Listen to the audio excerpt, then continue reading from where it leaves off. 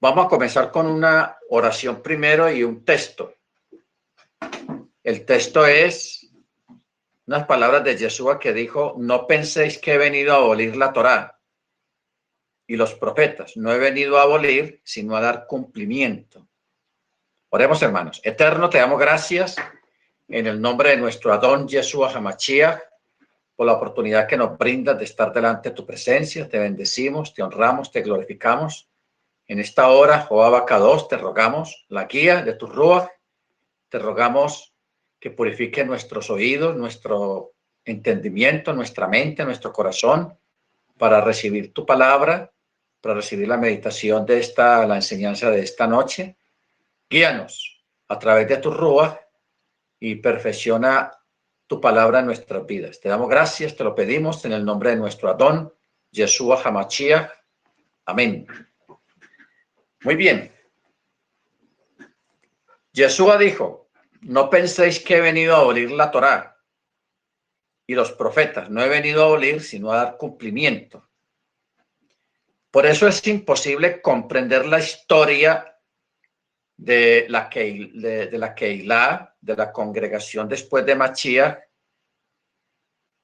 bajo el contexto del judaísmo de los 2 primeros siglos, sin realizar estas listas que, a mi modo de ver, son importantes para situarnos en dicha época. Primer lista es la lista de los sumos sacerdotes o presidentes del parlamento judío o el Sanedrín. Segunda lista. La segunda lista es la lista de los primeros líderes dentro de los nazarenos o de los mesiánicos.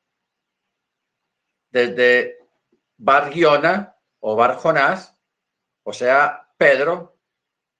Y la tercera lista es la de los emperadores de Roma, que como paganos persiguieron a los judíos nazarenos y a los judíos en general. La cuarta lista es la lista de los obispos de Jerusalén.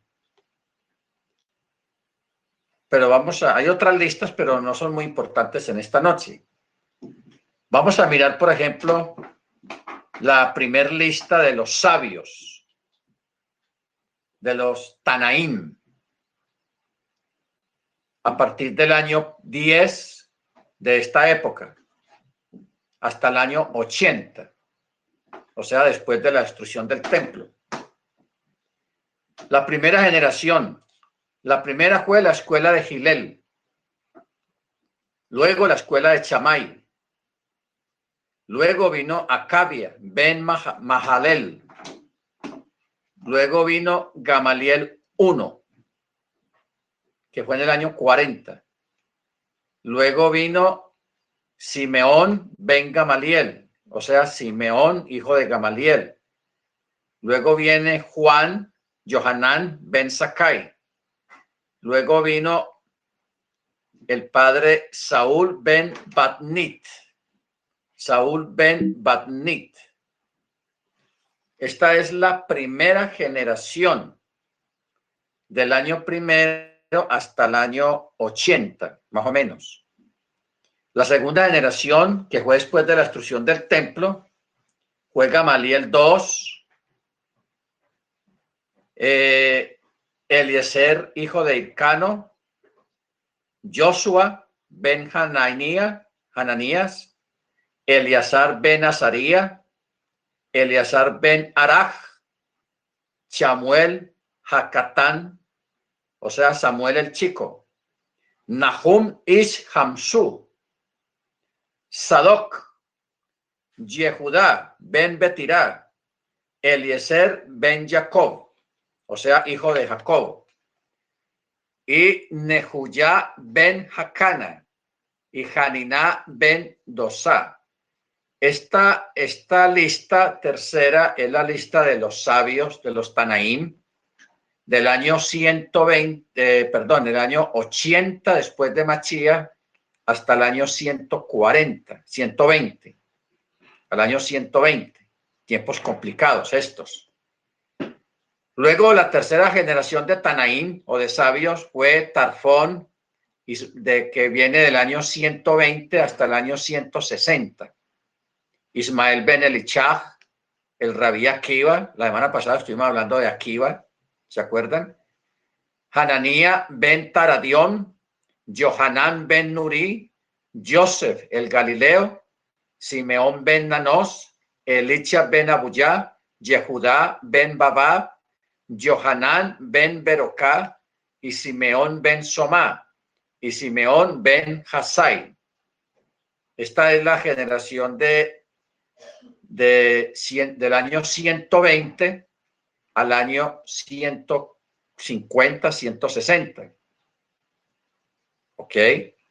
Luego de los años 160 en adelante se levantó otra generación de sabios, Tanaim, Meir, Yehudá ben Ilá, Joseph ben Halafti, Simeón ben Yochai, Eleazar ben Chamuach, Johanán Hasandelar, Yehoshua ben Korja, Simeón II ben Gamaliel o Gamaliel y Pinjas ben Yair.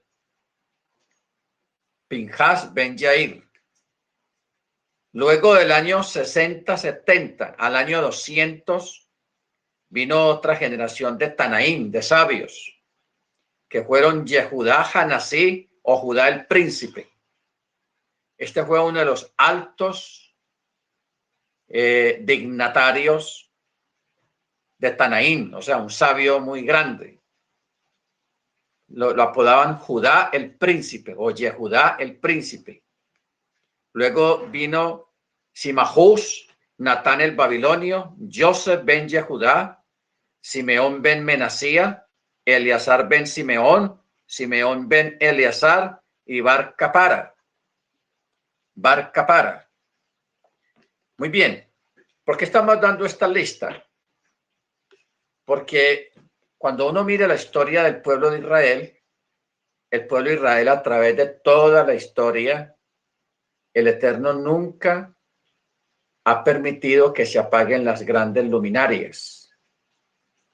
Cuando hablamos de las grandes luminarias, fue grandes hombres dotados de una sabiduría extraordinaria, de conocimiento de Torá, que tuvieron peso y que sus escritos aún todavía se leen y se citan las citas de ellos a través de los escritos del Talmud.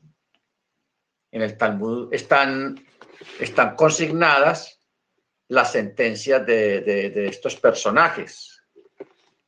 Yo aquí solamente tengo estos tratados de Talmud,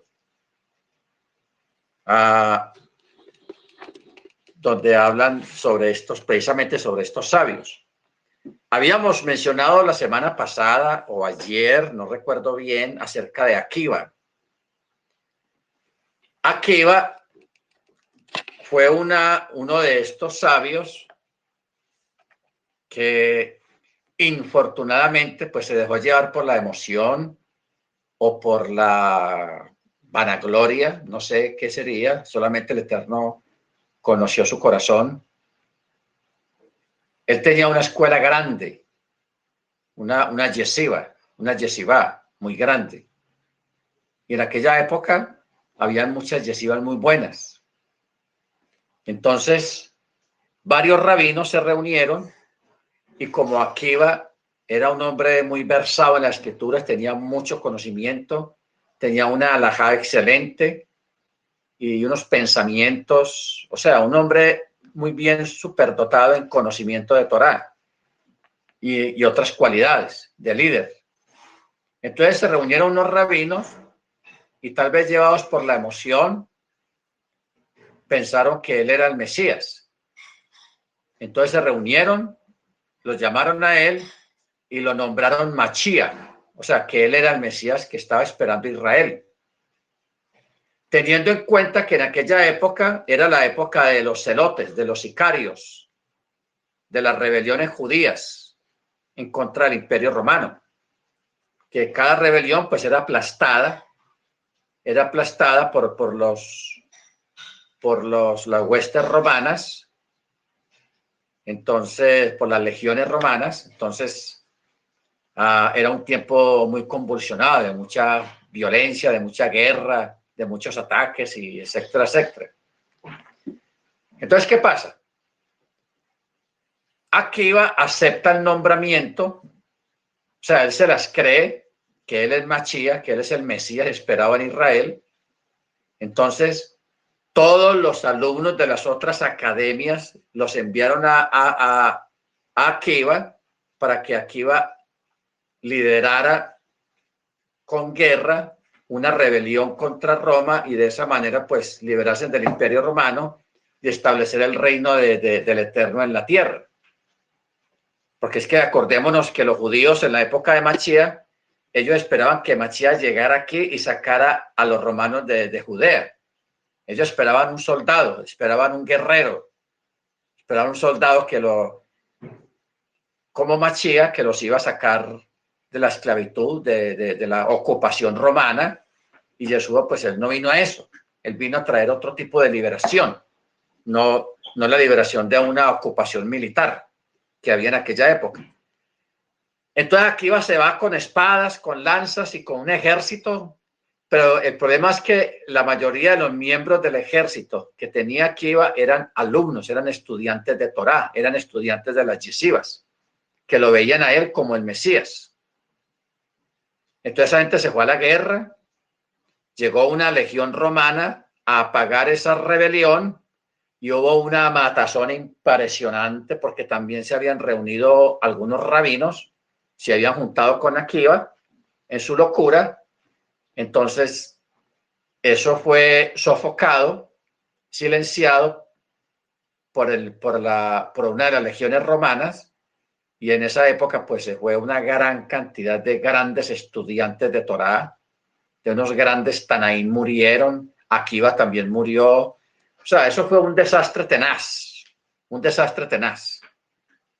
Entonces, a raíz de ese desastre, pues el judaísmo tuvo una baja de carácter académico, porque la mayoría de las yeshivas habían mandado a sus alumnos a seguir a Akiva, y la mayoría de ellos murieron en esa guerra. Bendito el Eterno. Muy bien. Entonces, luego, de ahí en adelante, en el año 200 en adelante, hubieron algunos emperadores romanos muy violentos. Yo le voy a dar nombres: Tiberio, Calígula, Claudio, Nerón, Galba, Otón, Vitelio, Vespasiano, Tito, Domiciano, Nerva, Trajano, Adriano, Antonio Pío, Marco Aurelio y Séptimo Severo. Yo quería corregir de que estos emperadores están desde la época de Mashiach, o sea, del nacimiento de Mashiach, porque está Tiberio, está Calígula, está Claudio, está Nerón, está Galba, está Otón y está Vespasiano, que Vespasiano fue el papá de Tito, porque Tito fue el que, siendo un comandante romano, hijo de Vespasiano, él fue el que, Tito fue el que fue comandado para acallar una insurrección que se desató allá en Jerusalén. Él sitió la ciudad por varios meses para que en Jerusalén la gente aguantara hambre, o sea, para que no entrara comida ni saliera nadie, ni comida ni nada. Entonces los romanos levantaron campamento alrededor de Jerusalén y esperaron a que se acabara la comida. Y el problema o el asunto es que cuando vino ese sitio, y los judíos estaban celebrando una de las fiestas, entonces Jerusalén estaba llena de gente, porque estaban celebrando una de las fiestas de peregrinación. No recuerdo cuál fiesta era, si era Pesaj o era Sukkot o Shavuot, pero Jerusalén estaba lleno de gente y esa gente quedó atrapada ahí en el sitio por Tito. Tito estuvo varios meses esperando ahí que se acabara la comida. Ahí en ese proceso se cumplieron muchas profecías que ya estaban escritas acerca de Jerusalén, porque ese sitio era para ir reduciendo a punta de hambre los habitantes de Jerusalén. Entonces, pues se fue acabando la comida. Cuando se acabó la comida, la gente empezó a comerse los perros, los gatos, los caballos, todo lo que tuviera 4 o 2 patas se lo comieron. Cuando todo eso se acabó, la gente, las madres se comían sus hijos o se ponían de acuerdo varios y venían mataban a alguien y lo mataban. O sea, practicaron canibalismo. Se apartaron de la Torá completamente por el desespero del hambre y comieron no comida kosher, porque practicaban canibalismo, se comían caballos, perros, gatos, o sea, animales que no eran comestibles. Y a lo último, pues, fue canibalismo. Cuando ya Tito logra entrar, pues, encuentra una población diezmada, encuentra una población débil físicamente, hambriados, y los pasaron a espada todos, a la mayoría de la gente los pasaron a espada, los mataron, destruyeron las murallas, destruyeron la ciudad, quemaron el templo, para que se cumpliese lo que Jesús había dicho, que no quedaría piedra sobre piedra que no fuera derribada. ¿Ok? Entonces, ahí fue donde se realizó una dispersión, no solamente de judíos, sino también los creyentes mesiánicos, o sea, los creyentes de la Keilah, de la congregación que creían en Yeshua, también fueron dispersados. Muchos de esos creyentes en esa dispersión, que fueron expulsados de Judea, unos se fueron para Egipto, otros se fueron para el norte, para Siria, otros se fueron para Macedonia, otros se fueron para muchos lugares. Incluso algunos se fueron para la India y otros lugares muy lejanos. Entonces muchos de esas personas se llevaron copias de las cartas apostólicas y se llevaron copias de los evangelios, de los 4 escritos principales con la que contaba la congregación. Entonces por eso aún hoy en día vemos, por ejemplo, en los Países Bajos, en Macedonia, o sea, en Asia, todavía hay comunidades mesiánicas creyentes que no lograron ser contaminados por el catolicismo, porque es que después vino el catolicismo se adueñó de la Keilah inicialmente, que nació inicialmente. Entonces, cuando vino el catolicismo trató de extenderse por todo el mundo, ayudados y sostenidos por el Imperio Romano, a Constantino y todas esas cosas. Entonces, los que huyeron a Egipto, los creyentes que huyeron a Egipto, a Grecia, a Asia, los países de Asia, Macedonia, parte de Persia, esa gente creyentes en Yeshua mantuvieron su fe, mantuvieron sus costumbres. Algunas cosas las mezclaron en el lugar donde vivían, la cultura donde vivían, pero esa gente del catolicismo nunca logró llegar hasta ellos. O sea, el llamado cristianismo nunca logró llegar donde ellos. Entonces, esas comunidades hoy en día las han encontrado muy mezcladas, lógicamente, muy mezcladas con mucha cosa a través de todos estos años que han sobrevivido, pero esa gente conserva escritos antiguos, copias antiguas de los evangelios y de algunas cartas apostólicas. Muy bien. Vamos a mirar una cita que está en Hechos de los Apóstoles, capítulo 7, verso 32. Hechos 7:32.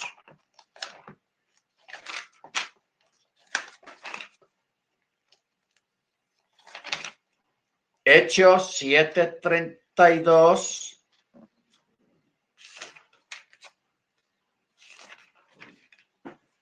Dice, yo soy el Elohim de tus padres, el Dios de Abraham, de Isaac y de Jacob. Lleno de temor, Moche no se atrevía a mirar. Y el Eterno le dijo, quítate las sandalias de tus pies, porque el lugar en que estás es tierra santa. Ok, muy bien. Esto es un relato que Esteban, porque Esteban dio tremendo mensaje, tremendo sermón antes de morir, que fue prácticamente su último sermón. Entonces estaba mencionando todo el relato desde la antigüedad hasta el tiempo presente de esa época. Ok. Ahora vamos a entrar en materia. Cada vez que Israel era invadido por una nación extranjera, se despertaba el nacionalismo judío. El nacionalismo. Ese nacionalismo lo mezclaban con el Mesías, porque a ellos se le había enseñado que cuando viniera Mashiach iba a poner todo en orden, iba a purificar a Jerusalén e iba a restaurar el reino en Jerusalén. O sea, iban a estar desprovistos de ejércitos invasores o países extranjeros. Entonces, recién, pues hacía ya como 100, 150 años había pasado lo de los griegos, lo de Antíoco Epífanes, que eso trajo pues una gran crisis en Israel a nivel espiritual y a nivel intelectual. Entonces, ese es el asunto. El pueblo de Israel bajo el dominio de Roma estaba decepcionado porque su independencia, su libertad de culto se había perdido y los ánimos estaban caldeados. Entonces había un grupo que llaman los celotes nacionalistas o los sicarios. Instigaban por doquiera una sublevación judía y los esenios escapaban de la realidad y sentaban las bases de un judaísmo en cierto sentido idealista y apocalíptico. Ustedes recuerdan que los esenios, ellos no quisieron involucrarse en esas guerras contra el judaísmo porque los esenios pensaban que ya estaba cercano los tiempos del fin, los tiempos apocalípticos, relatados en Daniel, en Ezequiel, en Malaquía y todo eso. Los esenios pensaban que ya eso se iba a acabar, que ya iba a venir el antijudío, el antimachía y todas esas cosas. Entonces, por eso ellos se enfrascaron mucho en esas guerras y por eso los esenios quisieron más bien estar aparte de todos esos movimientos y dedicarse a la espiritualidad y a ciertas normas muy ultra ortodoxas en las cuales ellos se desarrollaron para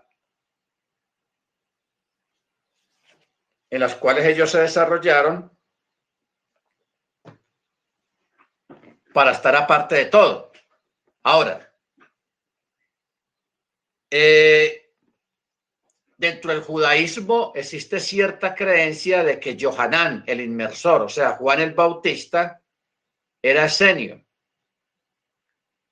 ¿Por qué decían que Juan el Bautista era esenio? Porque Juan tenía unas características personales muy parecidas a las de los esenios. Lo que nosotros sabemos por la escritura es que Juan nació de una forma sobrenatural también. Juan era nazareno y Juan se crió y se vistió con pieles de animales, se crió en el campo, él nunca probó el vino, posiblemente nunca comió carne, porque él lo que comía era más bien animales silvestres. y mucha fruta, era más bien de corte vegetariano. Y era un hombre muy apartado, no era sociable, no era una persona sociable. Cuando usted ve los relatos de los evangelios, la forma como Juan trataba a la gente, el hombre no era nada sociable. O sea, Juan en este tiempo como predicador le iba a ir muy mal, no iba a llenar una iglesia porque espantaba a la gente. Pero lo que Juan tenía era la potencia de la palabra. Tenía una palabra muy potente, era muy directo en la forma de predicar y de enseñar. Por eso muchos interpretaron la figura de Johanán, el inmersor, con la figura de Eliahú, del profeta Elías, ya que se decía que antes de la llegada mesiánica para la salvación de Israel, primero vendría Elías. Johanán fue así interpretado como el Elías resucitado. El grupo judío esenio, o sea, los esenios, se habían quedado sin un líder o guía espiritual.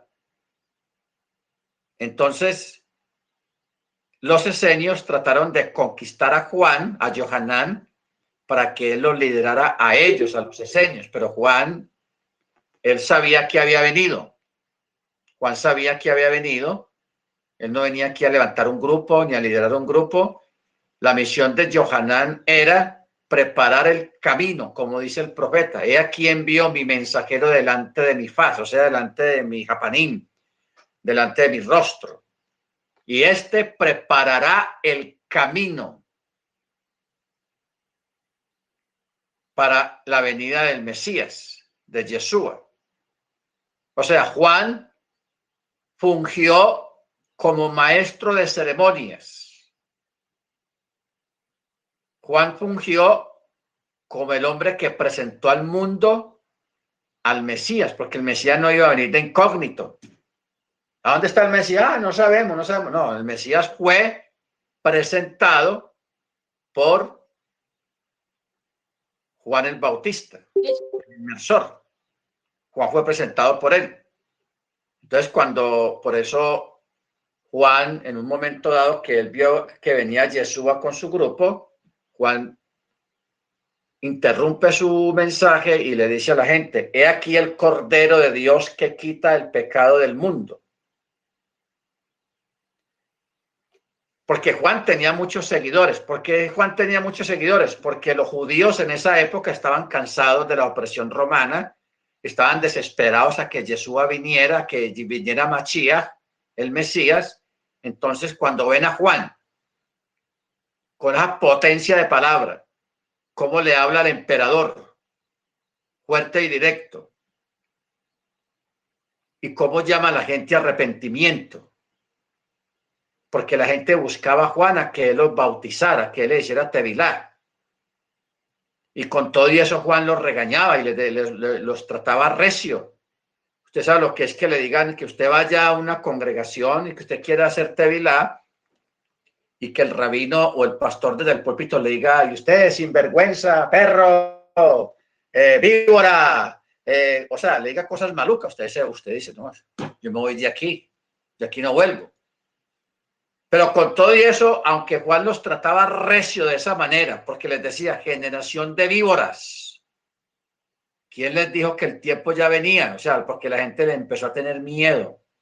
El mensaje de Juan producía miedo, producía temor, producía expectación en la gente, y la gente, con todo y eso, que Juan hasta los rechazaba y los trataba recio, la gente iba donde él a escucharlo y a hacer tevilá.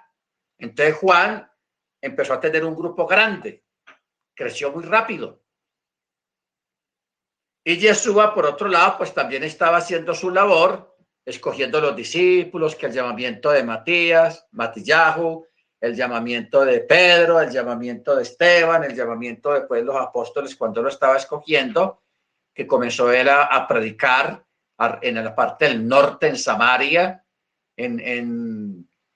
en Jericó, en Galilea, todos esos lugares que eran malos, porque lo que es Galilea, cuando uno mira la historia bíblica de esa época, no, la historia secular de esa época, Galilea era un lugar considerado malísimo, la gente peor que había en esa época, la gente mala, los truhanes, los ladrones, los asesinos estaban en Galilea. O sea, como yo he dicho siempre, eso era territorio apache. Galilea era territorio apache. Estamos hablando de Nazaret, estamos hablando de Belén, estamos hablando de, bueno, parte de Belén, estamos hablando de Jericó, estamos hablando de varios pueblos alrededor del lago, de un lago grande que hay ahí en el norte. Eso era Galilea. Y eso era el norte, donde estaban las tribus del norte que se habían apartado de Judea. Entonces, acordémonos, por ejemplo, de Natanael. Cuando el hermano le dijo, oye, hemos encontrado al Mesías, y él pregunta, esa es la pregunta clave, ¿y de dónde es?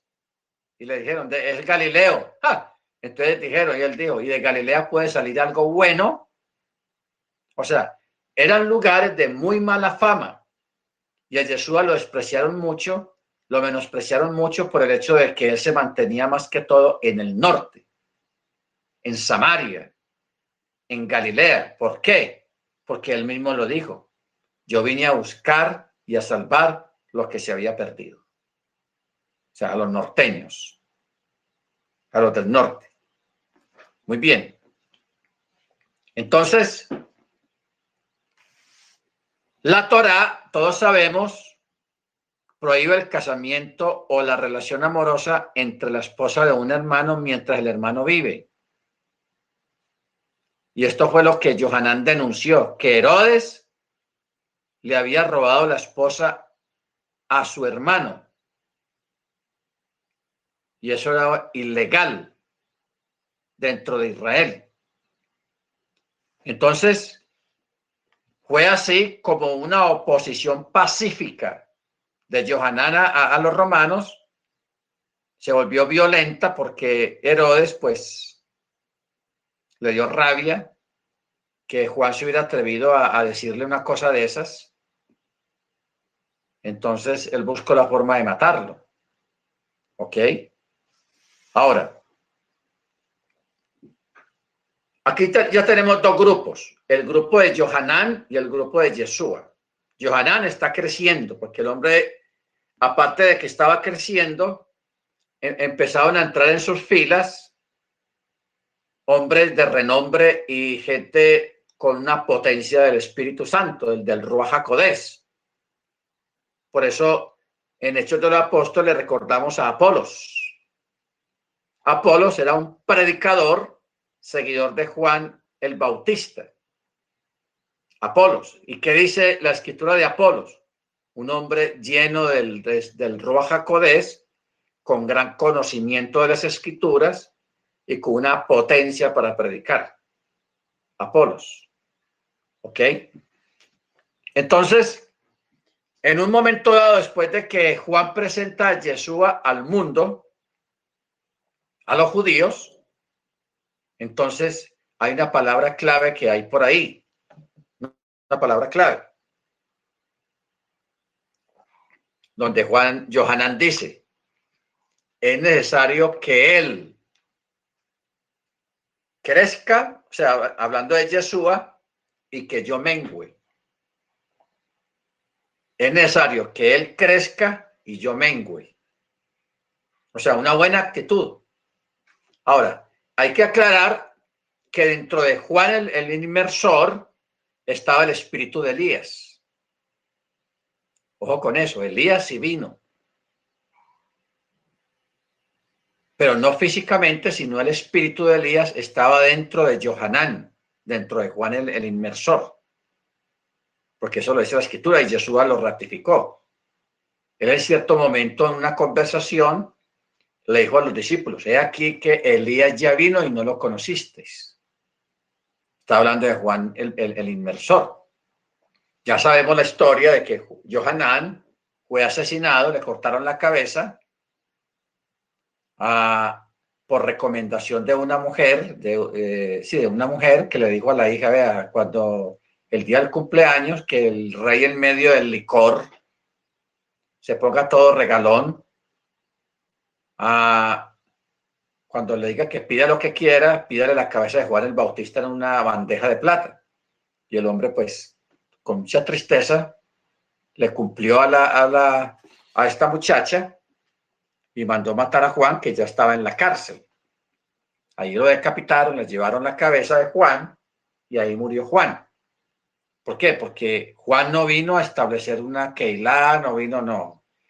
Claro, a Juan el grupo se le creció mucho, tuvo muchos seguidores, grandes predicadores, entre ellos Apolos. Entonces, aquí vemos ya que Yeshua va por un lado con su gente, los que lo siguen a él, y el otro grupo de Juan el Inmersor. O sea, habían dos grupos en aquella época.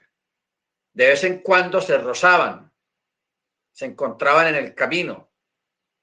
Y Pedro, con su carácter que tenía, le decía a Yeshua: maestro, mira, por allá va esa gente, están predicando también, oblígalo a que se junten con nosotros. ¿Qué le dijo Yeshua? Déjalo, que el que no es contra nosotros, por nosotros es. O sea, Yeshua, en su presencia, en su conocimiento, él sabía que iba a haber un empalme más adelante, un encuentro más adelante. ¿Ok? Mire cómo miro yo este empalme que ocurrió lógicamente más adelante. El empalme comenzó a correr cuando Priscila y Aquila escucharon predicar a Apolos, y cuando Apolos terminó el sermón, ellos lo llevaron aparte, o sea, prudentemente. No como pasa hoy en día, que a veces está uno enseñando en la congregación y hay gente que se le para a uno a contradecirlo a uno. Eso es un irrespeto.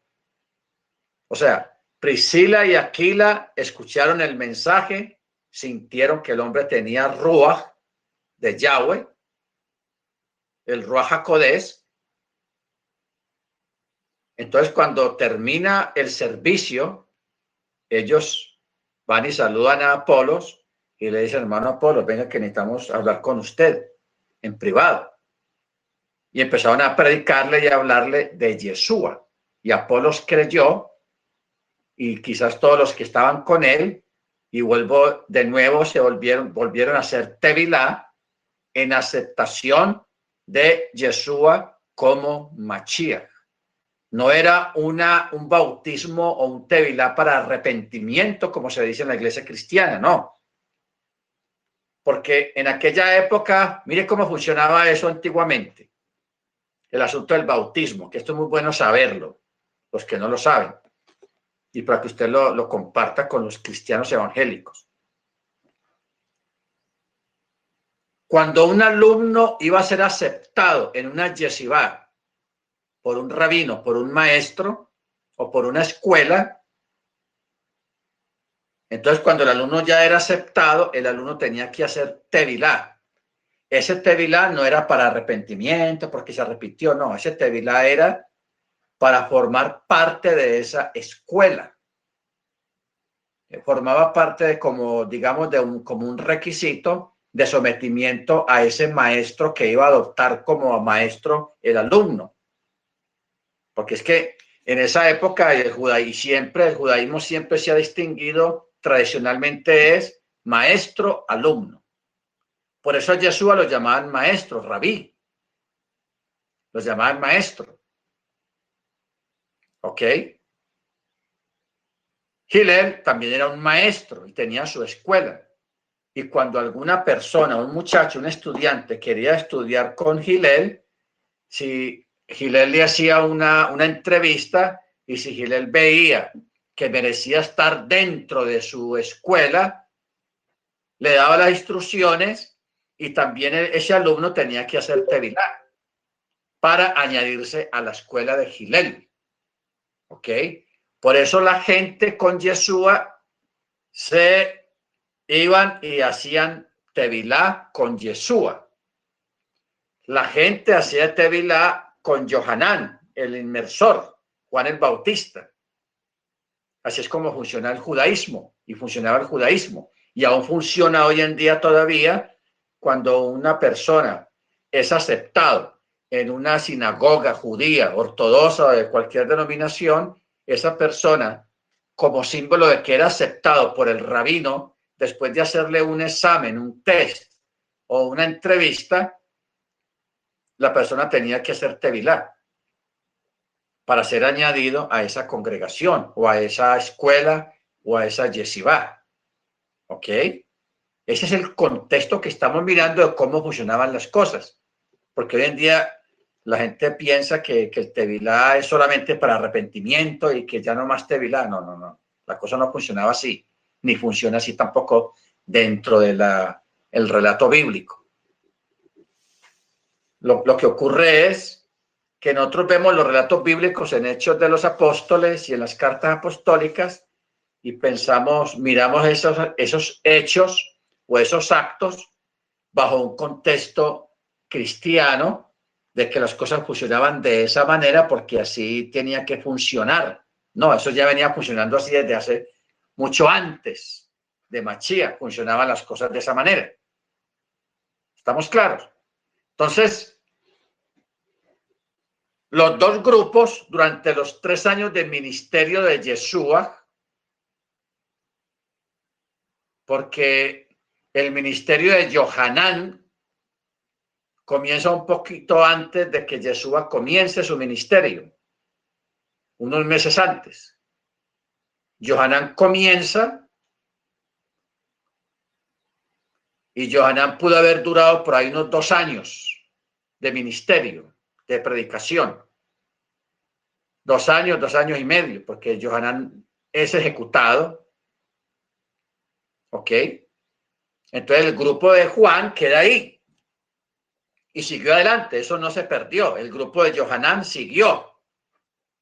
Y ahí se levantaron grandes predicadores, predicando el arrepentimiento.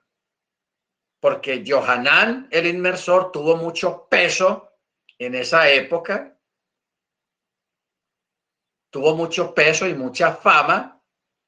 Entonces Yohanan, después de que muere, porque él mismo lo dijo, es necesario que Yeshua crezca y yo mengue, porque él ya sabía que había venido. Él no se iba a quedar. Él tenía que volverse a ir de un momento a otro.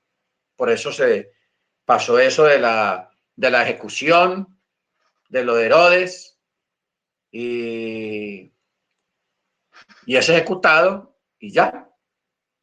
Ya después de que Yohanan muere, Yeshua dice, he aquí que Elías ya vino y estuvo entre vosotros y vosotros no lo conocisteis. Está hablando de Yohanan. Ahora, ¿qué otro significado tenía Yohanan? ¿O va a tener Yohanan en un futuro también? Porque es que a Yohanan lo vamos a volver a ver. O a Elías, mejor dicho, Elías.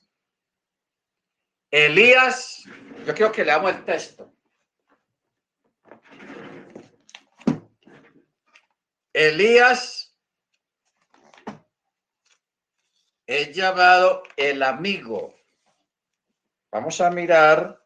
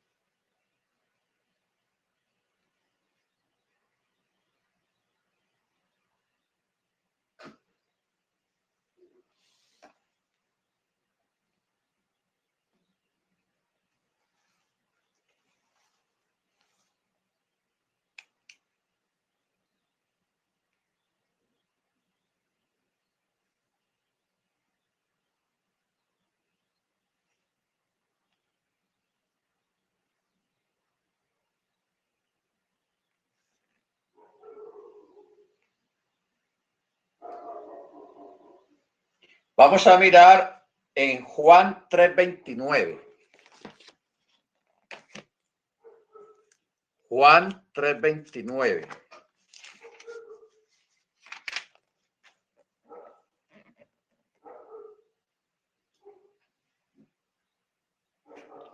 Muy bien.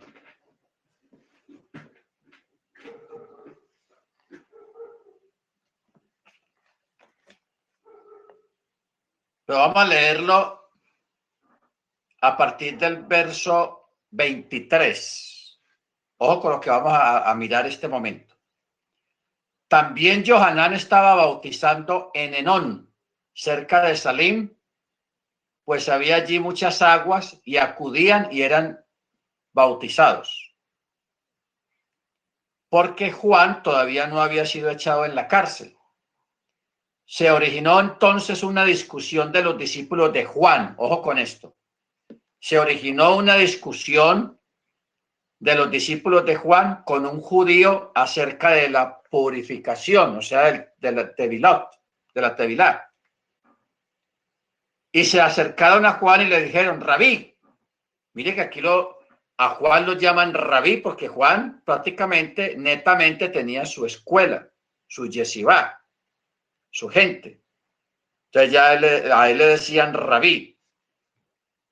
El que estaba contigo al otro lado del Jordán, de quien tú has dado testimonio, he aquí que también bautiza y todos acuden a él. Están hablando de Yeshua. Están hablando de Yeshua. Respondió Juan y dijo, no puede un hombre recibir nada si no le ha sido dado el cielo. Tremenda palabra de Juan. Ahí no había envidia en él. No, quién sabe qué estará enseñando, que yo no sé qué, no. Mire lo que dice. No puede un hombre recibir nada si no le ha sido dado el cielo. Vosotros mismos me sois testigos de que yo dije, no soy el Mesías, sino que he sido enviado delante de él. El que tiene la esposa es el esposo. Pero el amigo del esposo que ha estado a su lado y lo oye, se alegra en gran manera por la voz del esposo. Así pues, este gozo mío ha sido cumplido. Amén. Hermanos, ustedes no se imaginan lo que Juan acaba de decir aquí. Vamos a mirar qué fue lo que Juan está diciendo acá. Perdón, yo voy a ver si el hermano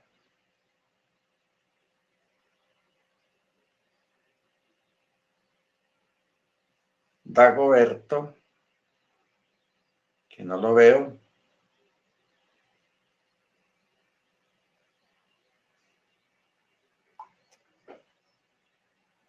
Muy bien. ¿Qué tenemos aquí? Voy a volver a leer lo que dijo Juan. El que tiene la esposa es el esposo, pero el amigo del esposo que ha estado a su lado y lo oye, se alegra en gran manera por la voz del esposo. Así pues, este gozo mío ha sido cumplido. Él debe crecer y yo menguar. El que viene de arriba está sobre todos, y el que es de la tierra es, y de la tierra habla, y el que viene del cielo está sobre todos. Lo que ha visto y oído, esto testifica, pero nadie recibe su testimonio. Muy bien. ¿Qué está hablando Juan acá del amigo del esposo? Juan está hablando de la ceremonia matrimonial hebrea. Tenaz. ¿Qué está diciendo Juan? Muy bien. En el matrimonio hebreo, el mejor amigo del que se va a casar, del novio, está ahí en la ceremonia. ¿Ok? Y él forma un rol muy importante dentro de la ceremonia. Después de que el rabino ha hecho la ceremonia bajo la jupá, la pareja, la fiesta no empieza ahí. La pareja se va para el tálamo, que está ahí pegado cerca de la jupá, en el mismo lugar. Todos los invitados están ahí. Entonces, los recién casados se meten al tálamo los dos, un cuarto preparado para los dos. Entonces el mejor amigo del esposo se hace en la puerta, afuera, no adentro, afuera, a poner cuidado de que nadie vaya y los moleste, porque los recién casados están entrando al tálamo para consumar el matrimonio. Para consumar el matrimonio. Entonces el mejor amigo del esposo se queda ahí afuera cuidando de que nadie vaya a tocar la puerta, que vea que quieren vinito, que quieren esto, que quieren... No, que nadie moleste, pero él está ahí afuera. Entonces, por eso es que Juan dice, el que tiene la esposa es el esposo, pero el amigo del esposo que ha estado a su lado y lo oye, se alegra en gran manera por la voz del esposo. Así pues, este gozo mío ha sido cumplido. Bueno, ¿por qué está hablando él de oye? ¿Qué es lo que él oye? El gozo del esposo cuando está dentro del tálamo, consumando el matrimonio con la novia. Ay, hay un salmo que habla de esto. Yo tenía la cita hace un momentico en la cabeza. Ya, Salmo 19. Mire usted cómo se nos cruza la escritura. Salmo 19, verso 5.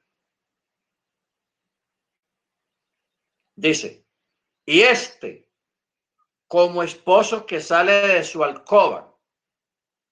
En la versión original dice tálamo nupcial. Como esposo que sale de su tálamo, se alegra cual atleta corriendo la carrera. ¿Ok? Corriendo la carrera. Muy bien. En Estados Unidos, hermanos, y en Europa, en los matrimonios cristianos o seculares, esta costumbre del amigo del esposo se acostumbra ya. Aquí en Colombia no, pero en Estados Unidos sí. Aquí en Colombia se perdió esa cuestión, pero en Estados Unidos los matrimonios de los gringos americanos o de los nativos de allá existe la costumbre. Los hermanos que han estado allá en Estados Unidos en matrimonios se acuerdan que llega un momento de la ceremonia del matrimonio que el pastor le pregunta al novio, ¿has traído el anillo para sellar tu compromiso? Entonces el novio, ahí al lado, entre las damas de honor, está el novio, está el amigo del novio, el mejor amigo. Entonces ellos hacen algo chistoso, porque el amigo, cuando el novio lo señala, sí, él lo tiene. El amigo aludido dice, yo. Entonces se manda la mano a la cabeza y empieza a buscar por todo el vestido, los bolsillos, preocupado que no encuentra el anillo, que dónde está el anillo y todo el mundo nervioso y el novio nervioso porque no encuentra el anillo hasta que un momento dado el muchacho encuentra el anillo y lo levanta. Aquí está, aquí está. Entonces todos hacen bulla y se alegran mucho, la gente aplaude porque encontraron el anillo, que lo tiene el mejor amigo del novio, del esposo, el que se va a casar. Esa costumbre que hay allá viene de aquí, de la costumbre judía, de que el mejor amigo del novio, él tiene un rol muy importante dentro de la ceremonia hebrea.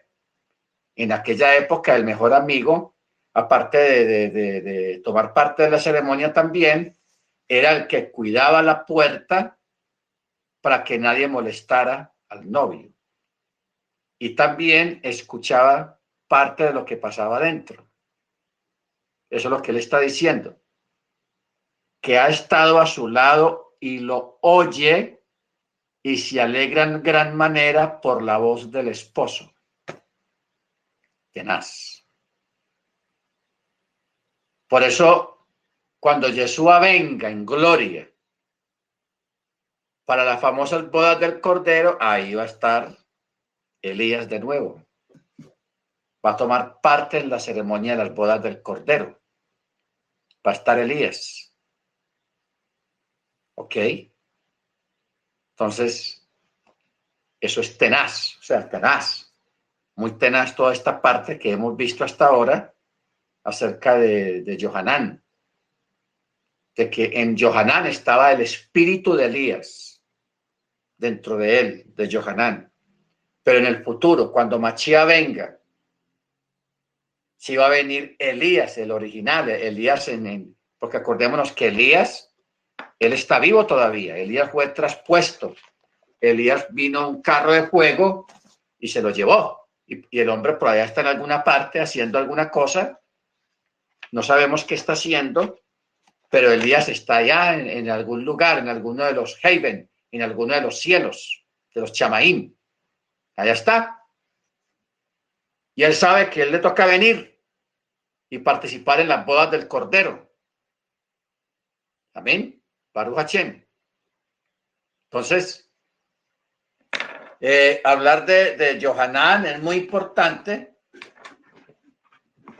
porque Johanán forma parte del cumplimiento profético para este tiempo.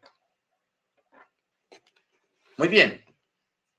Fue así como la vida de Yeshua es muy difícil para los historiadores, ya que su existencia misma llevó a una división religiosa en Israel, y es por ello que el mesianismo fue entonces el motor ideológico judío, sin el cual no se hubiera manifestado el Hijo de David, uno de los títulos que tiene Yeshua. Ningún otro pueblo esperaba la llegada mesiánica, y fue por ese sentido de la historia universal que caracterizaba al pueblo hebreo que se creó la ideología de la salvación universal de los hombres. El mesianismo que caracterizaba la conciencia judía no se encontraba definido conceptualmente. Algunos judíos creían que Yeshua o el Mesías salvaría a Israel de manera militar y se enfrentaría al Imperio Romano. Otros pensaban que no se manifestaría de esta forma, sino bajo la forma de la humildad, y que sería necesario su reconocimiento, que esta es la forma correcta como él vino. He aquí, viene montado en un pollino de asna. Claro, hay que aclarar algo. Hoy en día, un asno es un animal muy despreciado. A la gente le gustaban los caballos de raza, de paso fino y todo eso. Los asnos los utilizan más que todo para trabajar. Pero en aquella época, en la época de Mashiach y antes de Mashiach, los reyes montaban en asnos, no en caballos de paso fino, en asnos. Entonces, aquí hay como una confusión. Porque dice, bueno, Yeshua, si quería ser humilde, porque entró montado en un caballo de rey. Para nosotros es un acto de humildad, por cuanto nosotros en esta cultura nuestra, en este tiempo, un asno no es una gran cosa de animal. Pero en aquella época sí se cumplió en el sentido de que un rey venía porque entró a Jerusalén montado en un pollino de asna. ¿Ok? Baruch Hashem. Otros judíos, especialmente los esenios, eran de una raíz apocalíptica. Entendían que en una etapa anterior a la llegada mesiánica existiría una época apocalíptica donde habría una gran destrucción, como los dolores de parto maternos antes del nacimiento del hijo. Otros judíos consideraban que el Mesías debía de nacer en Judea y no en otra parte. Si bien todos los judíos esperaban la llegada mesiánica para la salvación de Israel, no coincidían en la forma de su llegada. Los judíos nazarenos, los seguidores de Yeshua, comprendían su figura y veían en él las características judías de la llegada mesiánica. porque Yeshua se había profetizado de que él nacería en Belén. O sea, no entiendo por qué otras personas, otro sector del judaísmo, consideraban el nacimiento del Mesías en otro lugar. Si la profecía está escrita, tenía que nacer en Belén, en Betlehem. La palabra Betlehem quiere decir casa del pan. Mejor lugar para haber nacido, como estaba escrito. ¿Por qué casa del pan o Betlehem se redujo al castellano en Belén? En Belén. Pero la palabra original es Betlehem, casa del pan. Por eso Yeshua se le llama el pan que descendió del cielo.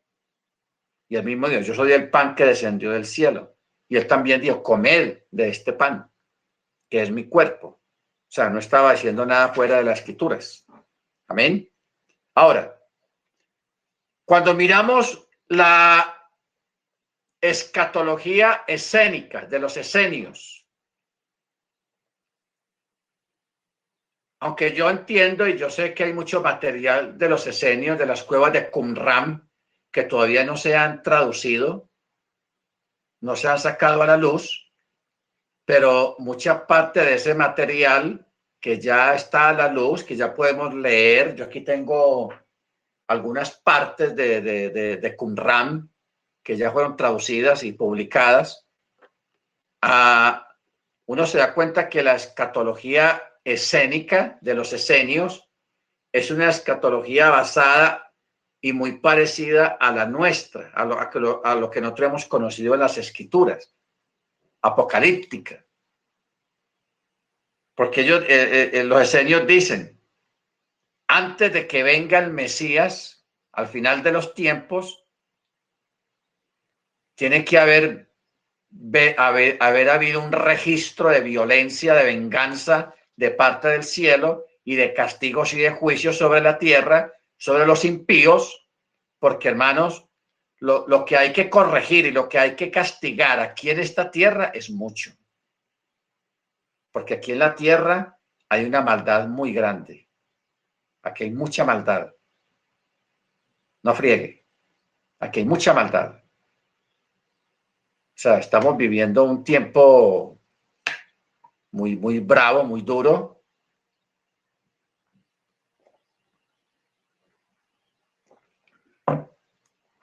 Estamos viviendo un tiempo muy complicado, de mucha guerra, secuestros, que el comunismo, que el socialismo, que el fascismo, que las guerrillas, que los dictadores, la violencia en los países democráticos, los asesinatos, el traqueteo de drogas, el secuestro, los robos. Hoy en día matan por un reloj de $5, matan por una bicicleta, matan por ver caer, matan por cualquier cosa, matan aquí. Aquí en Colombia esto está desbordada la maldad. Hoy leí de un muchachito de 13 años que mató a 2 personas y hirió a una y no va a ir a la cárcel que porque la ley dice que es menor de edad. Madres matando a los hijos, padres violando a los hijos, niños recién nacidos que son violados por los mismos padres. O sea, estamos viviendo, hermanos, un tiempo muy complicado. Y toda esa maldad tiene que ser castigada antes de la venida del Mesías. Eso es lo que se llama el tiempo apocalíptico. Y en eso creían los esenios. Los esenios estaban convencidos de eso. ¿Ok? Por eso dice, entendían que en una etapa anterior a la llegada del Mesías existiría una era apocalíptica donde habría una gran destrucción preliminar, como los dolores de parto. A través de la historia del judaísmo, el judaísmo ha vivido varios dolores de parto.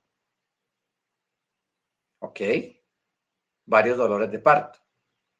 Antes de la venida de Mashiach, hubieron dolores de parto. antes del nacimiento de Israel como nación de nuevo aquí en la tierra, como un país, vinieron también los dolores de parto, que fue el Shoah, o sea, el holocausto. El holocausto fue un gran dolor de parto para el judaísmo, que aún hoy en día muchos judíos no se han recuperado de eso. Perdieron la fe. O sea, así como la gente afuera, cuando ocurre, por ejemplo, una masacre de niños, de inocentes, y que matan 50 niños, 100 niños, que la gente se levanta la mirada al cielo y dicen, Dios, ¿dónde estabas? Que mira lo que pasó, lo que le pasó, lo hicieron a estos niños. ¿Dónde estabas? O sea, tratan de acusar al cielo por las cosas que pasan aquí en la tierra. Entonces, el judaísmo posterior a la Segunda Guerra Mundial, los sobrevivientes, muchos de ellos perdieron la fe, dejaron de creer en el Dios de Israel, en el Elohim de Israel, perdieron la fe, se volvieron ateos, porque ellos no concebían que el Dios de Israel, el Dios de el Elohim de la Biblia, que protegió tanto a Israel en tiempos pasados, lo libró de tantas cosas, haya permitido que hayan muerto aproximadamente 5 millones, 6 millones de personas, la mayoría judíos, porque no todos eran judíos, porque en esa matazón también mataron gente con defectos físicos, mataron muchos gitanos, a los gitanos, que de pronto en otras clases nos ocupamos de los gitanos, porque los gitanos tienen que ver con los judíos. O sea, el origen de los gitanos, de dónde salieron, porque todavía en este tiempo hay gitanos. Más que todo en España hay comunidades gitanas todavía prevaleciendo, en Argentina también hay comunidades gitanas. Aquí en Colombia todavía hay gitanos, pero no son muy visibles, más bien guardan un bajo perfil por su condición y por la burla y la persecución que hay aquí en Colombia por ignorancia hacia los gitanos. Pero sería interesante saber quiénes son los gitanos, de dónde vienen y por qué Hitler también se ensañó con ellos. Porque allá en Alemania, en esos campos de exterminio, también murieron miles y miles y miles de gitanos. Fueron asesinados por el solo hecho de ser gitanos. Baruch Hachén. Entonces,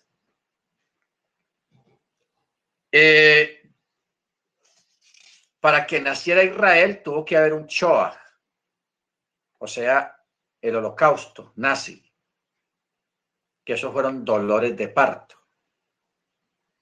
Porque cuando nace Israel, el profeta dijo, nacerá una nación en un día.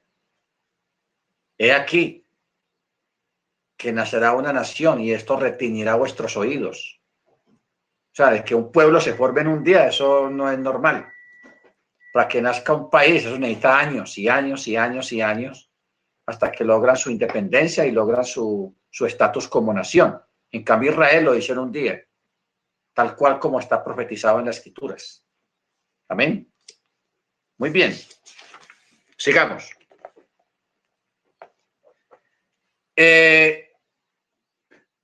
Cuando juntamos los cientos de elementos a favor del carácter mesiánico de Yeshua, sin entrar a opinar si él se sentía o no el Mesías Redentor de Israel,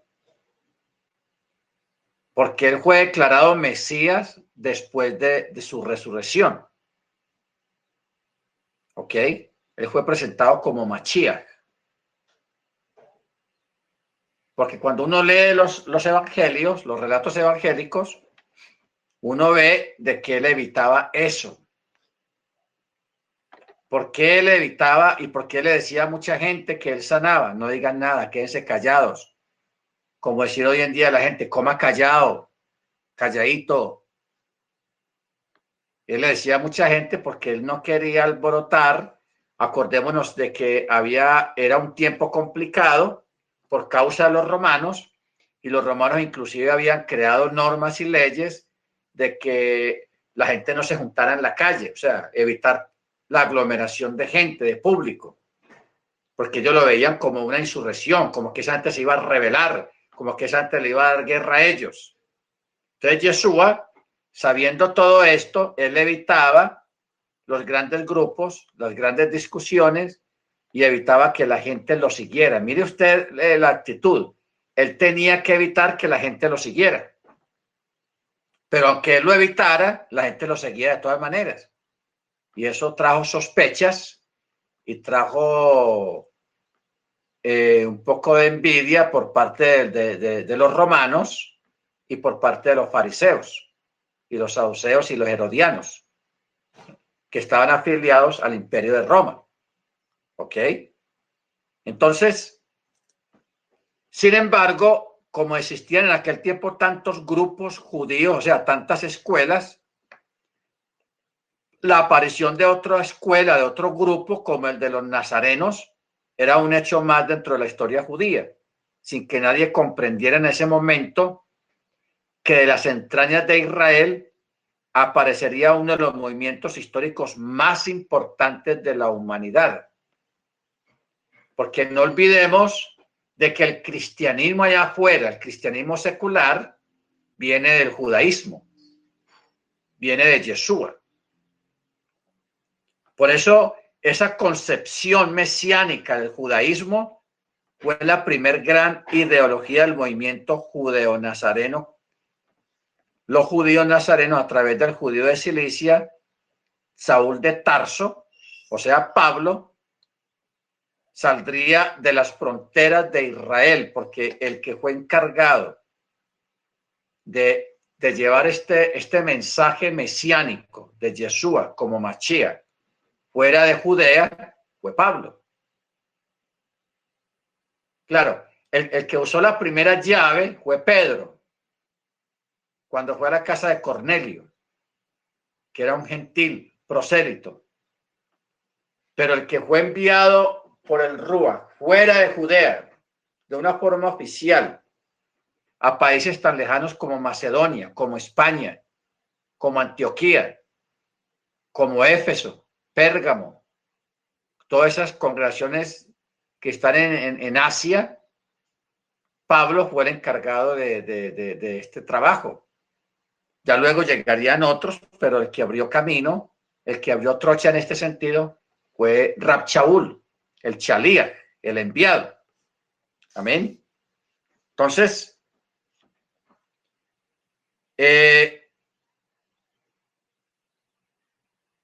al principio, hasta el año 60, oigan esto, hasta el año 60, o sea, 10 años antes de la destrucción del templo, los judíos creyentes en Yeshua veían a Mashiach o veían a Yeshua como el libertador que los iba a librar del yugo romano. O sea, el judaísmo mesiánico de los que creían en Yeshua, ellos estaban un poco equivocados en cuanto a la forma como ellos miraban a Yeshua. Ellos lo miraban como el que los iba a ayudar a salir de los romanos de ahí, el que los iba a liberar del yugo romano. O sea, había una mezcla de todo un poquito. Por eso Pablo se ve y Pedro se ven obligados a sacar esas cartas para aclarar esos puntos, para presentar escrituralmente a Yeshua en la forma como él quiere ser presentado, no como un liberador del yugo de un país opresor, no como un militar, porque Yeshua no se presentó como un militar, que vamos a coger espadas y vamos a pelear por la liberación de Israel. No. Yeshua vino fue a traer otro tipo de liberación. Yeshua vino fue a comenzar a unir las dos casas de Israel. Él vino a comenzar lo que estaba escrito en más de 60, 70, 80 versículos en el Antiguo Pacto que hablan de la unificación, del regreso de las 10 tribus, de los que fueron esparcidos. Él no vino a liberar a Israel de la opresión romana, del imperio romano. Él vino a otras cosas más importantes que los romanos. Baruch Hashem. La historia judía comienza con la creación del mundo y no con la creación del pueblo judío. Ojo con esto. La historia judía comienza con la creación del mundo y no con la creación del pueblo judío, como comienzan otras historias nacionales. En este aspecto, el judaísmo siempre se caracterizó por la comprensión universal de la salvación. Sin embargo, el momento en que surgió esa salvación universal, el judaísmo nazareno, o sea, los seguidores de Yeshua, chocaría con una realidad. Los judíos se encontraban en guerra contra el Imperio Romano por la independencia nacional y religiosa.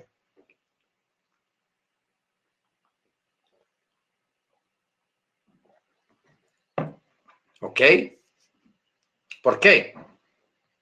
Porque el templo y la tierra de Sión estaban en manos paganas. Entonces, el mesianismo se bifurcaba en dos ramas. Primero, el mesianismo material a través de la rebelión judía frente a Roma. Era el mesianismo que se imponía políticamente por las circunstancias que se vivían.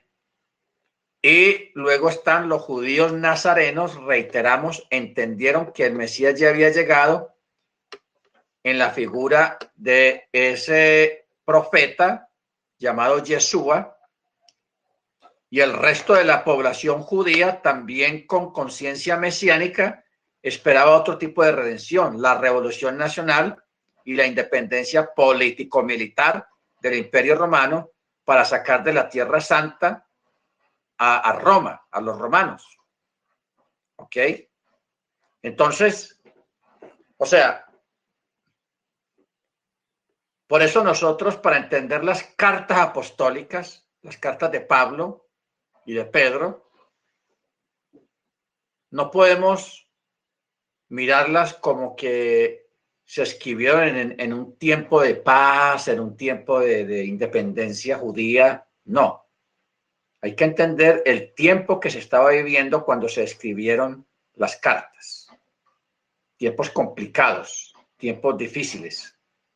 Y para nosotros entender muchos textos que haya escrito aquí en las cartas apostólicas, tenemos que mirar primero esa parte histórica, el tiempo que estaban viviendo.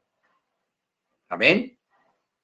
Porque acordémonos que a Yeshua muchos lo querían ungir como rey, pero no como el rey prometido a David, sino como un rey que los iba a sacar del yugo romano. ¿Ok? La creencia mesiánica además tiene un ingrediente importante que va a ser modificado por Saúl, Pablo. Y es que después de su arribo sucederían dos cosas. En primer lugar, llegaría el hombre a la vida eterna, es decir, la inmortalidad del cuerpo. Y los ritos de la legislación de Moche continuarían cumpliéndose.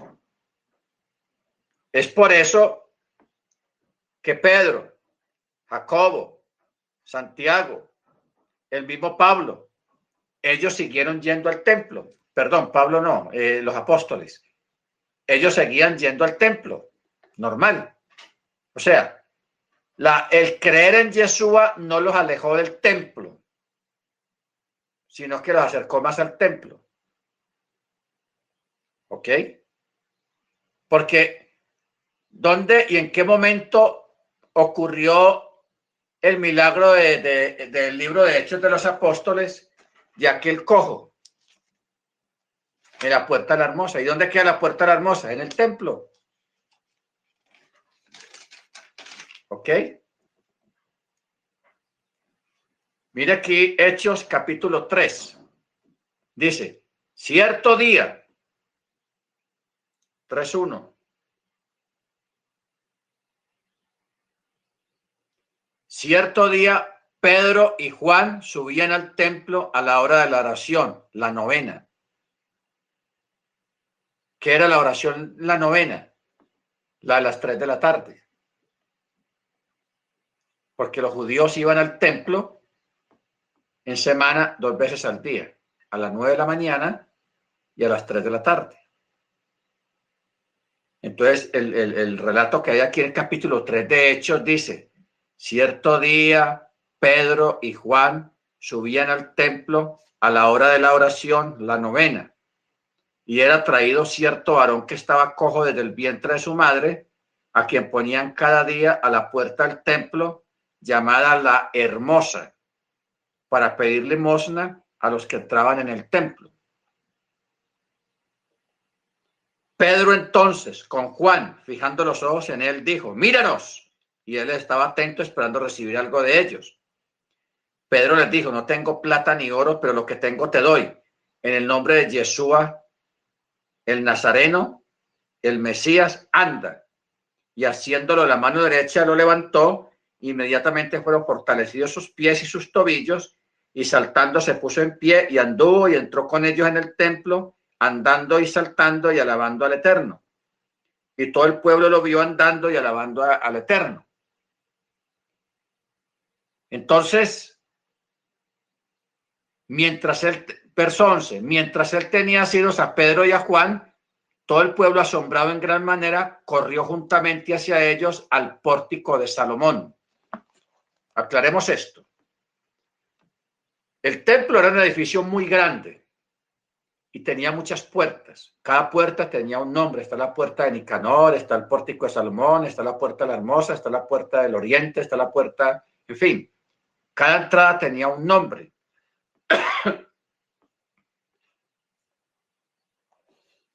A este hombre, al cojo, lo ponían en la entrada de la puerta que la llaman la Hermosa. Después de que ocurre el milagro, ellos entran juntamente con el cojo y por ahí se dirigieron al pórtico de Salomón, a otra puerta. Y al ver esto, Pedro declaró al pueblo, porque la gente se juntó ahí adentro y empieza a darles un sermón. A partir del verso 12 es un sermón.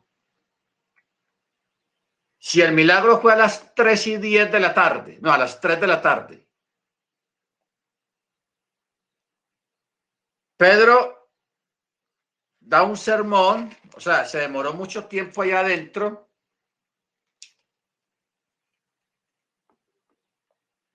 Todo este sermón pasa al capítulo 4,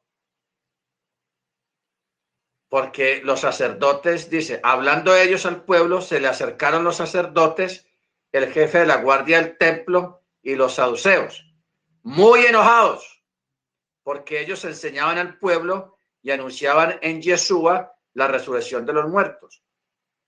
Y lo echaron mano y los pusieron bajo custodia hasta el día siguiente, porque ya era tarde. Ojo con esto. Pero mire lo que dice el verso 4. Pero muchos de los que oyeron la palabra creyeron, y el total de la gente que creyó fue de 5,000. Mucha gente. Predicarle a más de 5,000 personas se necesita un buen espacio y se necesita un poquito de tiempo. ¿Ok? Ahora, ¿qué fue lo que pasó acá? Verso 3 dice, les echaron mano, los pusieron bajo custodia, o sea, en el calabozo, hasta el día siguiente, porque ya era tarde. ¿Qué quiere decir? Porque ya era tarde. Porque el templo siempre lo cerraban a las 6 de la tarde, la caída del sol, cerraban las puertas del templo. ¿Ok? Sacaban a la gente y cerraban las puertas del templo. Por eso dice el texto. Los pusieron bajo custodia porque ya era tarde. Y después del atardecer no se hacen juicios ni se hacen audiencias, nada. El templo está cerrado. Los únicos que trabajan dentro del templo son los sacerdotes, los levitas. Bendito el Eterno. Ok.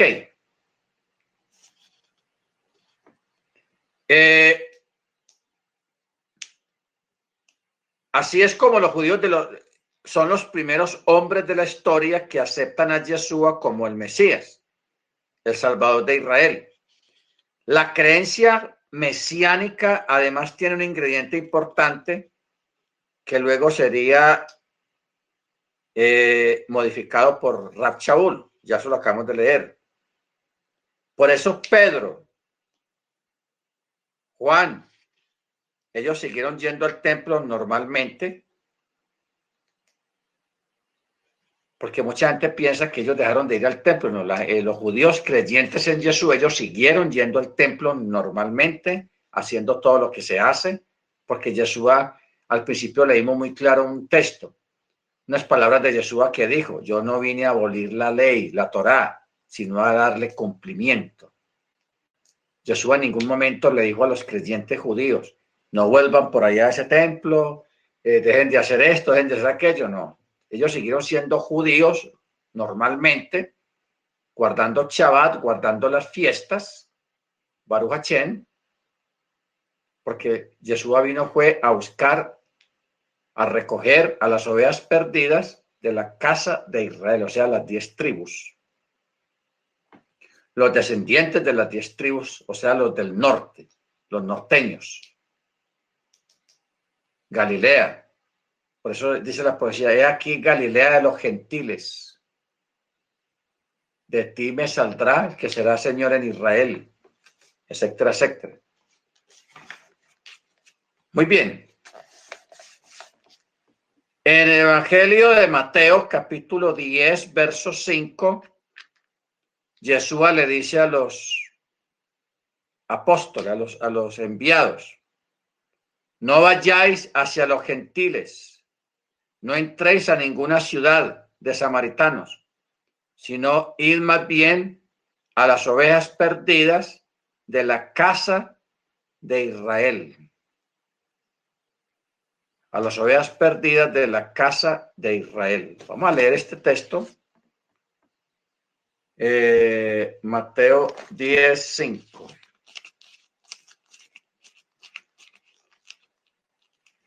Mateo 10:5.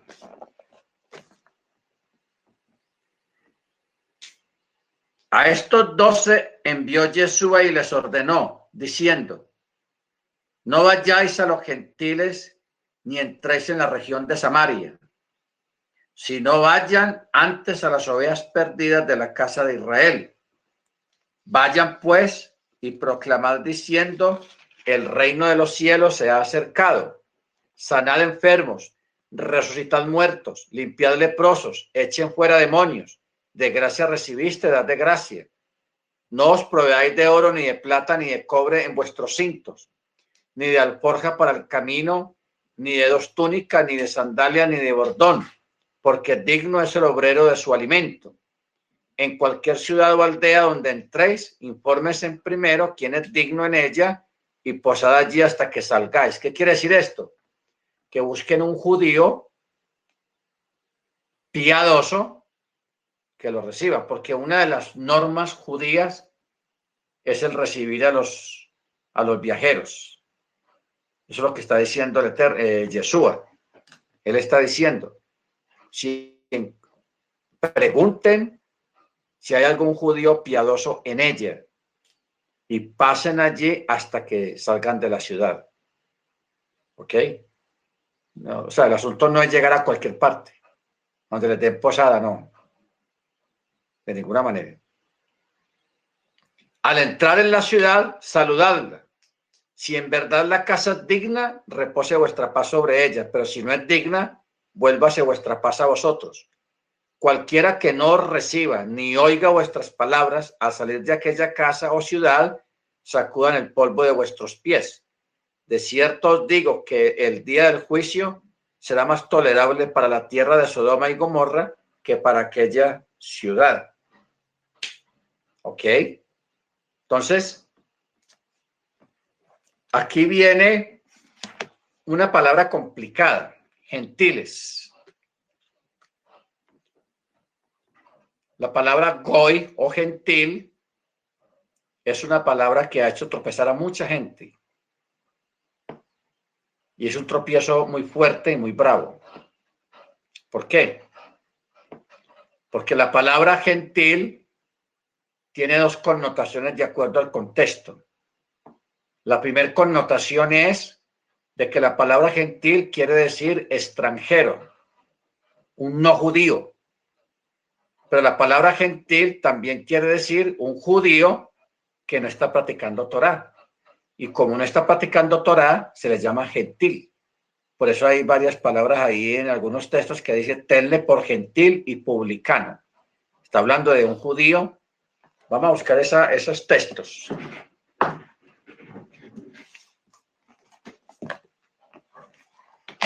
Vamos a buscar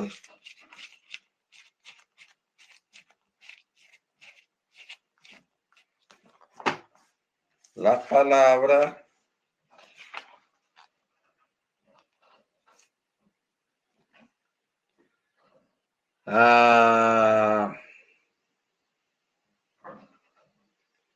Mateo 18:17. Mateo 18:17.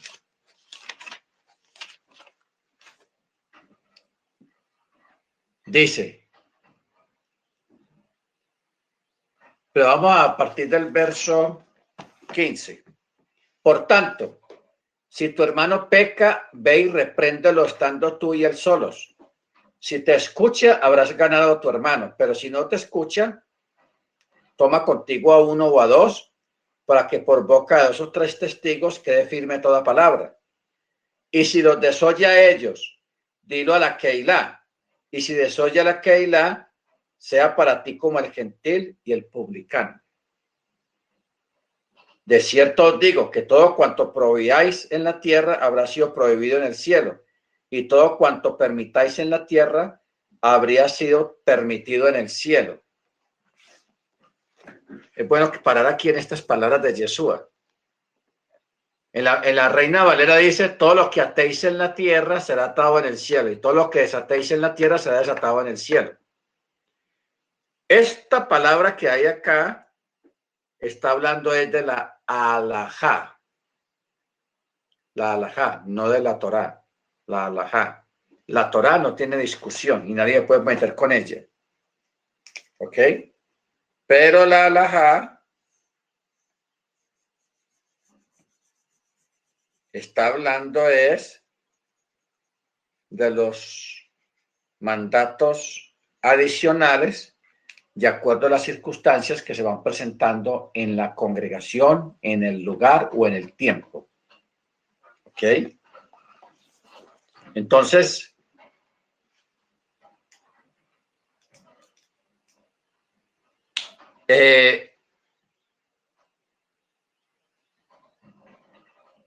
toda persona judía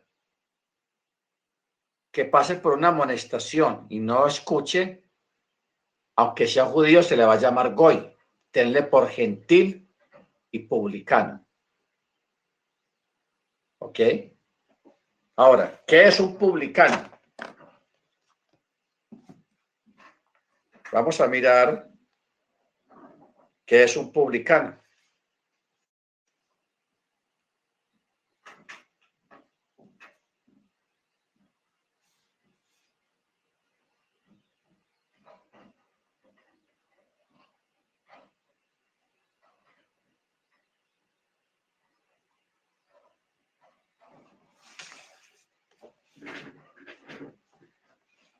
Un publicano también era llamado un renegado. Un publicano era una persona judío que era contratado por el Estado romano para colectar los impuestos a Roma, a los judíos. Esa gente era odiada completamente. ¿Por qué eran odiados? ¿Y por qué criticaron tanto a Yeshua cuando fue a la casa de Zaqueo? Porque Zaqueo era un publicano. Era judío, pero era publicano. O sea, publicano no es una raza ni un país. Publicano es una era un testaferro del Imperio Romano, llamémoslo así, un recaudador de impuestos o una persona que está al servicio del Imperio Romano, siendo judío. Entonces a estas personas los llamaban publicanos. ¿Por qué esta gente era mala? Porque, por ejemplo,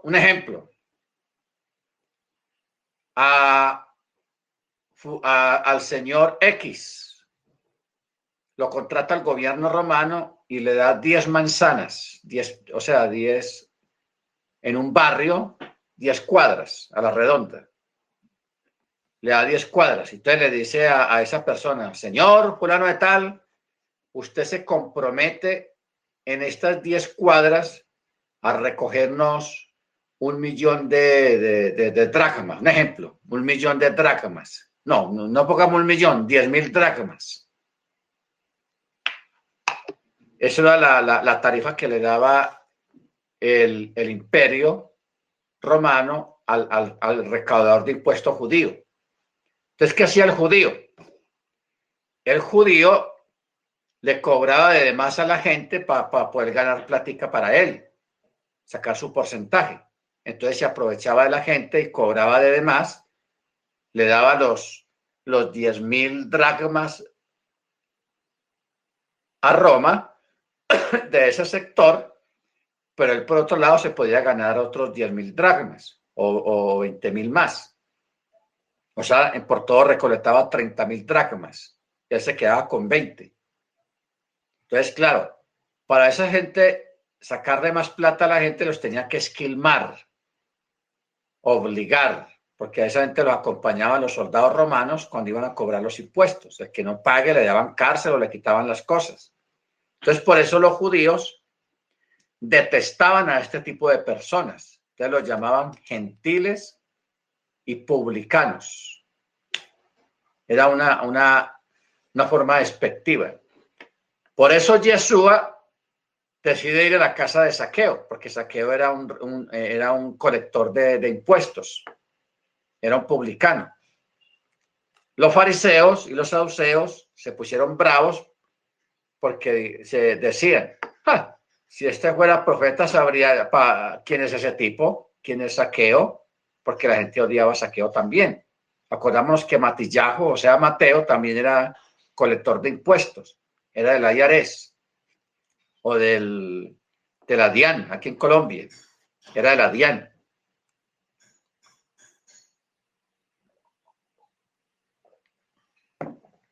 Entonces, ese es el término publicano. En otras culturas de pronto no exista eso de publicano, solamente allá en el Medio Oriente. Esa palabra fue pasando a través de las edades y todavía se utiliza la palabra publicano. Pero como estamos trabajando es con la palabra goy o la palabra gentil, entonces, por eso, cuando vemos esas profecías que dicen que aquí que los gentiles se regocijarán en ti, está hablando de los judíos o las personas descendientes de las 10 tribus de Israel que se han gentilizado, pero no está hablando de gentiles, o sea, extranjeros, no. Está hablando de descendientes directos de las 10 tribus de Israel, que están gentilizados completamente. Por eso los llaman gentiles o goy.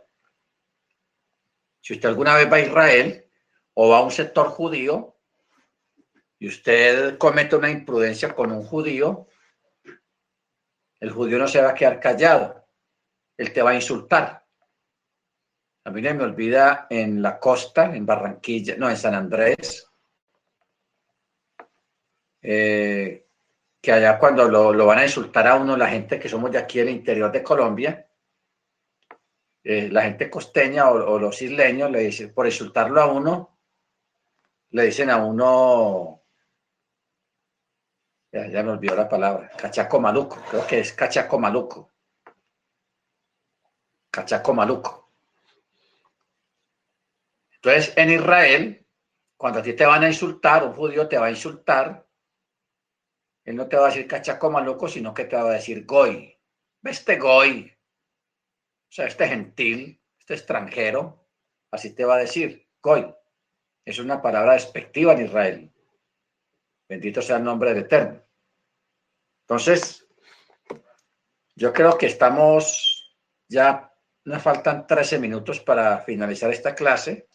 Nos hemos informado sobre algunas cosas. Nos faltó esta parte de los Shaliach,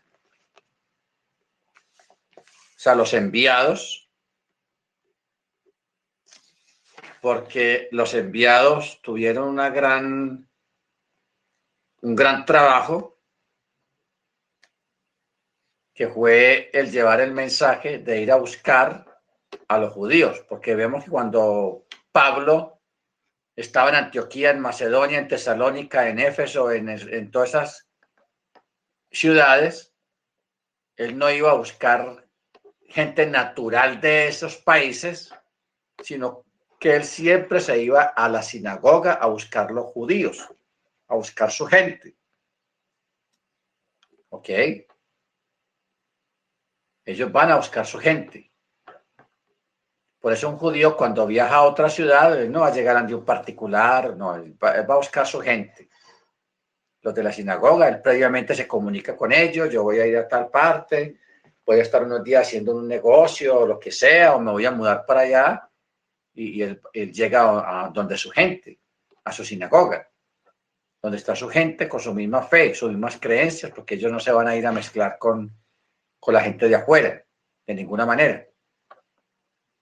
Entonces, por eso tenemos que tener muy claro esa parte de lo que es un goy, y no nos confundamos de que está hablando de las naciones paganas. No, está hablando de los descendientes de las 10 tribus. Amén. Que se paganizaron completamente en el mundo y que llegó el tiempo de que ellos se levanten otra vez y hagan techubá y regresen de nuevo a casa. Ahí está tipificado la parábola del hijo pródigo, está tipificado la parábola de la red. O sea, Yeshua tipificó mucho es lo que iba a pasar a través de muchas parábolas. Muy bien, mis hermanos, si alguien tiene algo que agregar, quitar o añadir o corregir o aportar, bien pueda. Tenemos 10 minutos de espacio para que ustedes puedan hacer sus aportes o hacer alguna pregunta acerca del tema. No me vaya a preguntar cuánto calzaba o la dirección donde vivía, donde Pedro tuvo la visión, porque no la tengo.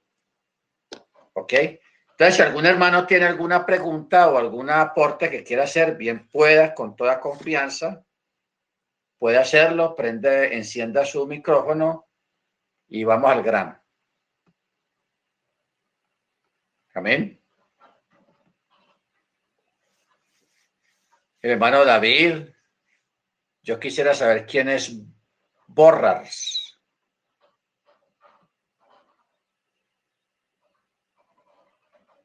La persona que está conectada con el nombre de Borrars.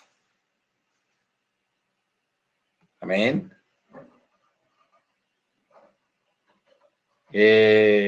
¿Alguien tiene alguna pregunta o algún aporte o quiere que siga hablando?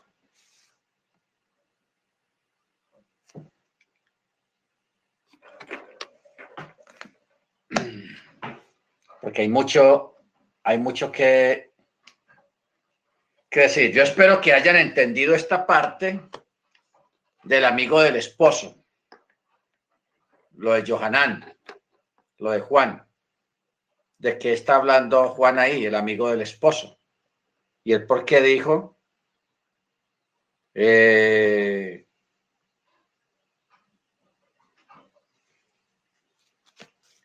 es que está Juan?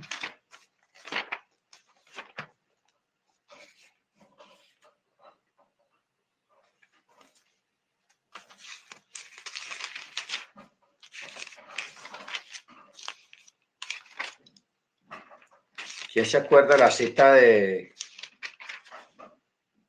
allá? Juan 3:29. El que tiene la esposa es el esposo pero el amigo del esposo que ha estado a su lado y lo oye, se alegra en gran manera por la voz del esposo. Así pues, este gozo mío ha sido cumplido. 3:29. Ok. Es el amigo del esposo, en este caso es Juan el Bautista, o Juan el Inmersor, o Johanán el Inmersor. Él es llamado el amigo del esposo. Acordémonos que Johanán apareció en el monte de la transfiguración, cuando Jesús se transfiguró delante de los apóstoles, y allí aparecieron ¿quiénes?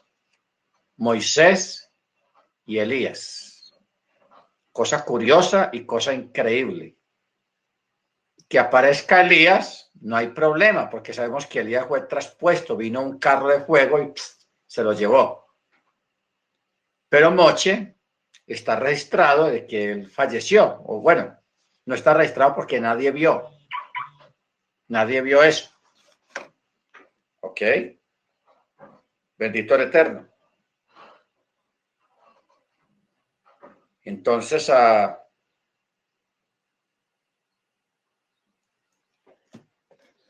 lo que tenemos acá es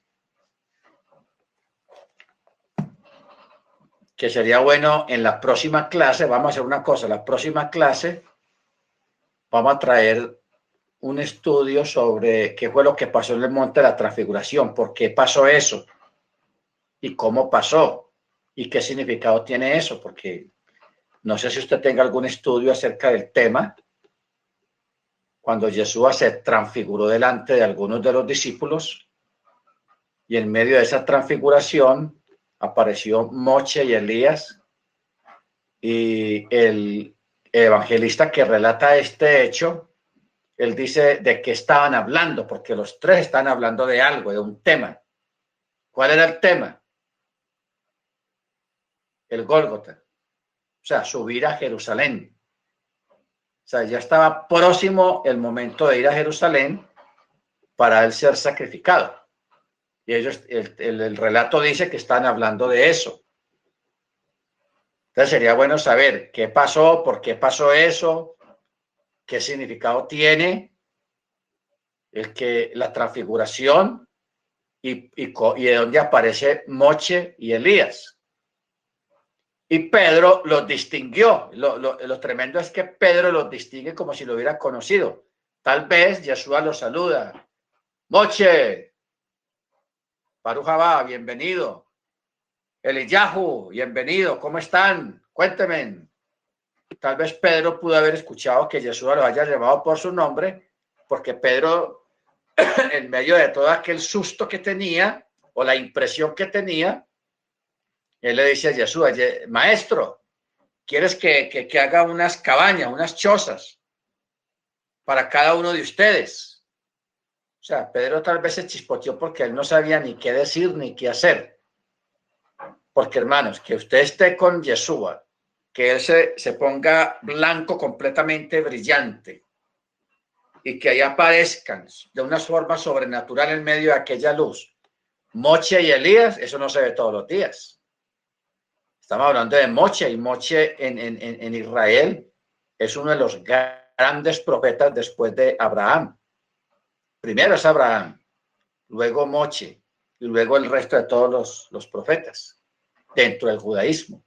Y que ya aparezcan Moche y Elías, hombre, eso no se ve todos los días. Baruch Hashem. Por eso Pedro estaba impresionado y solamente atinó a decir que se hacía unas cabañas, unas chozas para cada uno de ellos. Bendito el Eterno. Muy bien, mis hermanos. Entonces, esta noche hemos finalizado esta parte, esta pequeña discusión acerca de toda esta temática de Israel, los tiempos al principio, la forma como vivía la gente en Israel y pensaba, las circunstancias que ellos vivieron en aquella época y lo que pensaban los primeros creyentes acerca de Mashiach, que iba a ser. o a qué vino. Muy interesante todo esto para nosotros entender muchos textos y muchas actitudes de Yeshua con la gente. Porque es que en este tiempo uno diría, no, hay que hacer la bulla, hay que hacer publicidad, hay que todo el mundo sepa, pero Yeshua no quería que nadie supiera. Y él nunca dijo que él era el Mesías. Él nunca lo dijo. Nunca lo dijo. De sus propias palabras, no. Ahora, ¿por qué no lo dijo? Porque estaba en territorio apache y el ambiente estaba muy peligroso. Y no se podía correr el riesgo de que él fuera sacrificado en otro momento y en otras circunstancias diferentes a lo estipulado en las profecías. Ese es el problema. Que él tenía que morir el día que iba a morir, en la circunstancia que iba a morir, en fiesta de Pesach, no en otro día del año. Él tenía que morir en Pesach. Entonces, o sea, la situación de Yeshua en su ministerio debió ser muy complicado porque él tenía que evitar muchas cosas para no irritar a los romanos y que se los llevaran antes de tiempo. Amén. Muy bien, hermanos, vamos a orar. Eterno, te damos gracias en el nombre de nuestro Adón Yeshua Hamashiach por la oportunidad que nos brindas de estar delante de tu presencia. Gracias, oh Abacados, por la infinita misericordia que has manifestado y mostrado para con cada uno de nosotros. Bendícenos, guárdanos, ayúdanos, fortalece nuestras vidas, Señor, el conocimiento y la sabiduría. Danos Ruach cada día más y más para que podamos entender los misterios de tu Torá. Bendice a todos mis hermanos allá en sus casas, los que están lejos, los que están cerca. Bendice a Israel, bendice a los venezolanos, bendice al pueblo de Venezuela y a Venezuela. Y ten misericordia de la situación que está viviendo allá. También te pedimos por la gente en Yemen, en Corea del Norte, en Siria, en Israel también. Padre Santo, guarda tu pueblo y bendito sea tu nombre por siempre. Te damos gracias, te lo pedimos en el nombre de nuestro Adón, Yeshua Hamashiach. Amén. Amén. Muy bien, hermanos. Laila Tov para todos. Que descansen. Que tengan un buen Shabbat este fin de semana. Y que sea el Padre bendiciéndolos a todos. Y trayéndole mucho shalom. Amén. Shalom, shalom. Laila Tov, hermana. Hermana Liliana. Shalom.